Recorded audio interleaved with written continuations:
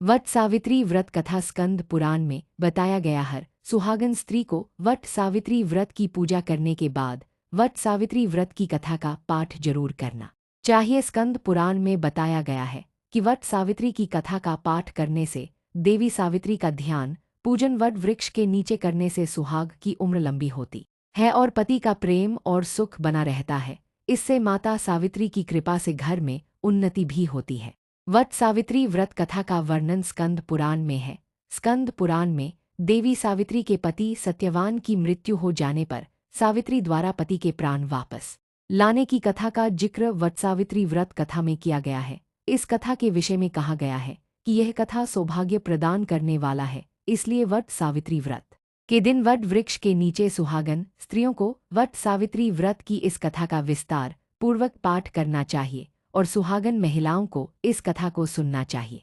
इससे सुहाग की उम्र लंबी होती है और वैवाहिक जीवन में प्रेम और सुख समृद्धि की प्राप्ति होती है। वट सावित्री व्रत कथा हिंदू धर्म में एक महत्वपूर्ण कथा है जो विवाहित महिलाओं द्वारा अपने पति की लंबी आयु और परिवार की सुख समृद्धि के लिए व्रत के रूप में मनाई जाती है। इस व्रत की कथा का मुख्य पात्र सावित्री और सत्यवान है। देवी पार्वती जी ने कहा है, देवताओं के भी देवता जगत के पति शंकर भगवान प्रभास क्षेत्र में स्थित ब्रह्माजी की प्रिया जो सावित्री देवी हैं, उनका चरित्र आप मुझसे कहिए जो उनके व्रत का महात्म्य हो और उनके संबंध का इतिहास हो एवं जो स्त्रियों के पतिव्रत्य को देने वाला सौभाग्यदायक और महान उदय करने वाला हो। तब शंकर भगवान ने कहा कि हे महादेवी, प्रभास क्षेत्र में स्थित सावित्री के असाधारण चरित्र को मैं तुमसे कहता हूँ। हे माहेश्वरी, सावित्री स्थल नामक स्थान में राजकन्या सावित्री ने जिस प्रकार से उत्तम वट सावित्री व्रत का पालन किया। मद्र देश में एक धर्मात्मा राजा रहता था जो सभी प्राणियों के हित में तत्पर रहता था। उसका नाम अश्वपति था। धर्मात्मा क्षमाशील सत्यवादी होने पर भी राजा संतानरहित था। एक समय वह राजा प्रभास क्षेत्र में यात्रा करते हुए पहुंचा और सावित्री स्थल पर आ गया। वहां पर राजा ने अपनी रानी के साथ इस व्रत को किया जो सावित्री व्रत नाम से प्रसिद्ध सभी प्रकार की कामनाओं को पूर्ण करने वाला है। भूभुर्वः स्वः इस मंत्र की साक्षात मूर्ति बनकर स्थिति श्री ब्रह्माजी की प्रिया सावित्री देवी उस राजा पर प्रसन्न हुईं। कमंडलू को धारण करने वाली सावित्री देवी दर्शन देने के बाद पुनः अदृश्य हो गईं, लेकिन देवी के दर्शन के पुण्य से कुछ दिनों बाद राजा अश्वपति के घर देवी के समान रूप वाली कन्या का जन्म हुआ जो देवी सावित्री के अंश से ही उत्पन्न हुई थी। देवी सावित्री की प्रसन्नता से प्राप्त तथा सावित्री की पूजा करने के बाद उत्पन्न कन्या का नाम भी सावित्री रखा गया। वह राजकन्या देवी लक्ष्मी के समान शोभित होती हुई बढ़ने लगी और धीरे धीरे सुकोमल अंगों वाली वह कन्या यौवनावस्था को प्राप्त हुई। नगरवासी उस कन्या को देखकर यही समझते थे कि वह कोई देवकन्या है। कमल के समान विशाल नेत्रों वाली एवं तेज से अग्नि के समान प्रज्वलित होती हुई वह सावित्री महर्षि भृगु द्वारा कहे हुए सावित्री व्रत को करने लगी। लक्ष्मी के समान सुशोभित वह कन्या एक दिन देवी सावित्री की पूजा के बाद पिता पास खड़ी हो गई। उस समय पुत्री की युवावस्था को प्राप्त हुई देखकर राजा ने मंत्रियों से सलाह किया। इसके बाद राजा ने सावित्री से कहा, हे पुत्री, तुम्हें योग्य वर को देने का समय आ गया है। मुझसे कोई तुम्हें मांगने के लिए भी नहीं आता और मैं भी विचार करने पर तुम्हारी आत्मा के अनुरूप वर को नहीं पा रहा हूँ। अतः हे पुत्री, देवताओं के निकट मैं जिस तरह से निंदनीय ना हो वैसा तुम करो। मैंने धर्मशास्त्र में पढ़ा और सुना भी है कि यदि पिता के गृह में रहती हुई विवाह के पहले ही जो कन्या रजोधर्म से युक्त हो जाती है उसके पिता को बड़ा पाप लगता है। इसलिए हे पुत्री, मैं तुमको भेज रहा हूँ कि तुम स्वयं ही अपने योग्य वर ढूंढ लो। वृद्ध मंत्रियों के साथ शीघ्र जाओ और मेरी बात को मानो। इसके बाद जैसा कहते हैं वैसा ही होगा। ऐसा कहकर सावित्री घर से निकलकर राजर्षियों के साथ तपोवन की ओर चल पड़ी और वहां पहुंचकर माननीय वृद्धजनों को प्रणाम करके सभी तीर्थों और आश्रमों में जाकर पुनः मंत्रियों के साथ सावित्री अपने महल को लौट आईं। यहाँ सावित्री ने पिताजी के साथ देवर्षि नारद जी को बैठे हुए देखा। आसन पर बैठे हुए नारद जी को प्रणाम करके मुस्कुराती हुई जिस कार्य के लिए वन में गई थी सारी बातें कहने सावित्री बोली, है नारद जी, शाल्व देश में धर्मात्मा द्युम्नसेन नाम से विख्यात एक क्षत्रिय राजा है जो दैवयोग से नेत्रहीन हो गए हैं। रुक्मी नामक उनके एक सामंत ने उनसे राजपाट छीन लिया है और वह अपने पुत्र और पत्नी के साथ वन में रह रहे हैं। उनका पुत्र सत्यवादी और धर्मात्मा है, उसे ही मैंने मन में पति रूप में वरण किया है।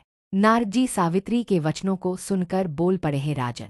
सावित्री ने यह बड़ा कष्टप्रद कार्य कर डाला। बाल बुद्धि होने से इसने केवल गुणवान समझकर सत्यवान को वरण कर लिया।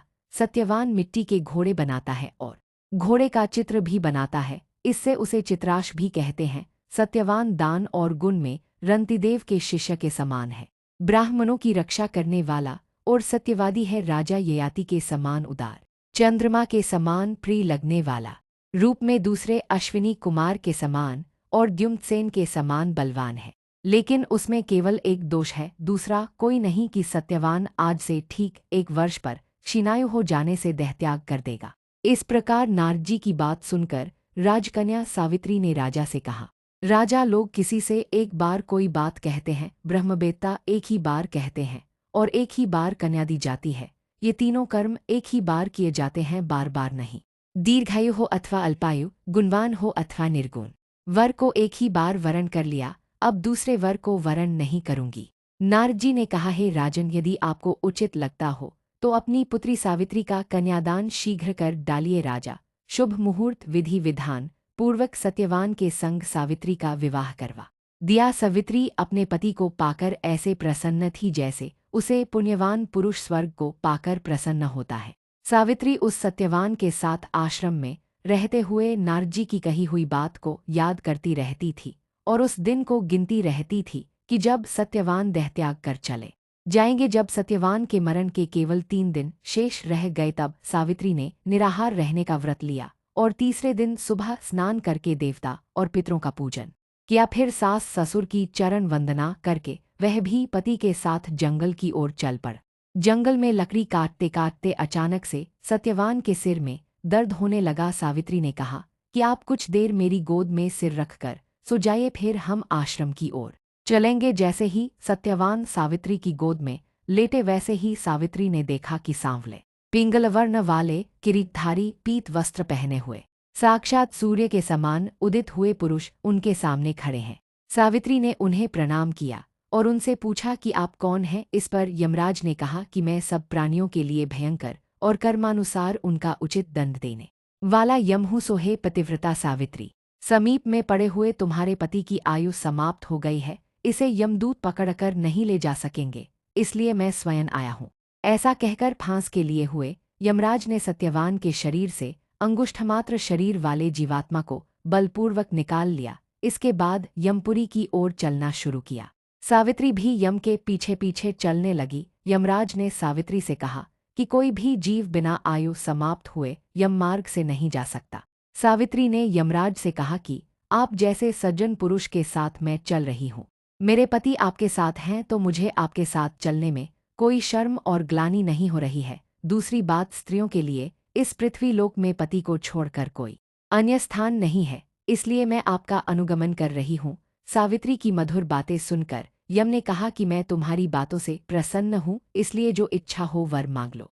सावित्री ने तब यमराज से अपना खोया हुआ राज्य, सास ससुर की आंखों की रोशनी और 100 पुत्रों का वरदान मांग लिया। अपने वरदान में जाल में फंस कर यमराज ने सत्यवान की आत्मा को मुक्त कर दिया और सावित्री को लौटा दिया। सावित्री पति के साथ अपने आश्रम लौट आईं। सावित्री ने सावित्री देवी का व्रत किया, जिसके प्रभाव से सास ससुर की आंखों की रोशनी लौट आई। इनका राज्य भी मिल गया और 100 पुत्र हुए। वट सावित्री पूजा विघ्ये। शिवजी ने देवी पार्वती से कहा है कि सावित्री व्रत के दिन प्रातः स्नान करके सास ससुर का आशीर्वाद लेना चाहिए। वट वृक्ष की समीप बैठकर पंचदेवता और विष्णु भगवान का आह्वान करे। 3 कुश और तिल लेकर ब्रह्माजी और देवी सावित्री का आह्वान करे। ओम नमो ब्रह्मणा सह सावित्री इहागच्छ इह तिष्ठ सुप्रतिष्ठिता भव। इसके बाद जल, अक्षत, सिंदूर, तिल, फूल, माला, नैवेद्य, पान अर्पित आम या अन्य फल लेकर उसके ऊपर से वट पर जल अर्पित करें। यह आम पति को प्रसाद रूप में खिलाना चाहिए। कच्चा सूत लपेटते हुए 7, 11 या 21 बार वट वृक्ष की परिक्रमा करें। वैसे 108 बार वट वृक्ष की परिक्रमा को सर्वोत्तम माना गया है। इस व्रत का पारण काले चने से करना चाहिए, क्योंकि काले चने के रूप में ही सावित्री को उसके पति के प्राण यमराज ने लौटाए थे। अगर आपको ये कहानी प्रेरणादायक लगी हो तो वीडियो को लाइक करें, अपने मित्रों के साथ शेयर करें और ऐसे ही आध्यात्मिक व प्रेरक कहानियों के लिए हमारे चैनल को सब्सक्राइब करना न भूलें। मिलते हैं अगली कथा में, तब तक के लिए ओम नमः शिवाय।